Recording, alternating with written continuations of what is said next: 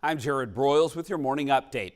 A Topeka man is behind bars for making a threat and stealing a car at a gas station over the weekend. It happened Saturday night at around 7:30 at 2901 Southeast Fremont. Police say 33-year-old Anthony Hester threatened someone he knew and then took off in that person's car. Officers found Hester a short time later. He's jailed on charges of robbery and theft of a motor vehicle. Witness testimony continued yesterday in the third trial of Dana Chandler, accused in the 2002 killings of her ex-husband and his fiancee. The lead detective and another key witness testified, with Chandler still on the stand by day's end. She denied accusations and defended herself against claims about her relationship with her ex-husband. She'll wrap up today, then closing arguments are expected to begin.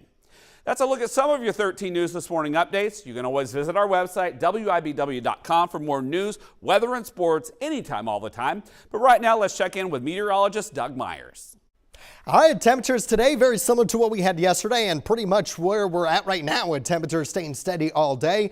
Colder weather out to the west. That's behind a cold front that will eventually pushing through, leading to very strong winds, especially this afternoon, tonight, and tomorrow morning. Wind gusts at times could be approaching 65 miles per hour. Now, latest computer models do have that wind holding off until probably closer to 3, even though that officially begins at noon. So don't be surprised if it's not quite as windy until later on in the afternoon. But once those winds pick up, they are going to stay strong all night long out of the northwest and continue to stay strong through the day tomorrow, even though relatively speaking the winds do weaken a little bit towards the afternoon, with winds finally relaxing once that sun goes down on Wednesday evening, where winds will be about 10 miles per hour or less by 7 p.m.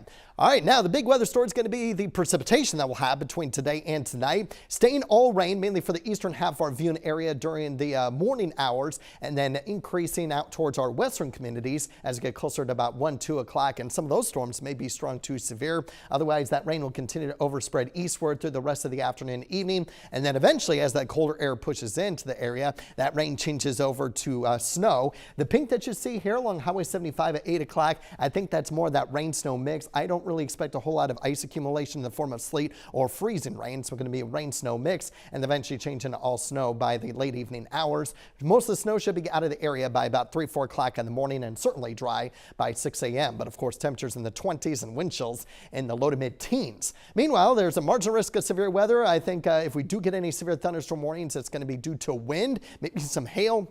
We'll keep an eye on a very low risk for a brief tornado, and then we'll keep an eye on the flooding threat, where several areas could exceed 1 to 2 inches worth of rainfall, especially in the eastern portion of the viewing area, with snow by tonight.